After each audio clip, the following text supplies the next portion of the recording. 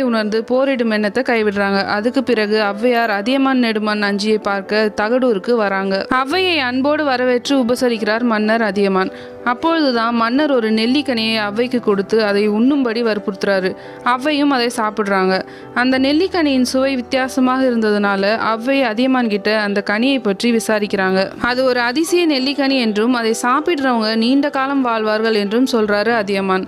அதுக்கு ஔவை, வயதான எனக்கு எதற்கு இந்த கனி, நீதானே இதை சாப்பிட்டு நீண்ட காலம் வாழ வேண்டும் என கேட்கிறாங்க. அதற்கு மன்னன் அதியமான், ஔவை பிராட்டியாரே, என் போன்ற ஒரு மன்னன் நீண்ட காலம் வாழ்வதை காட்டிலும் உம்மை போன்ற தமிழ் புலவர் நெடுகாலம் வாழ்ந்து தமிழுக்கு தொண்டு செய்வதே சிறந்தது என்று சொல்றாரு.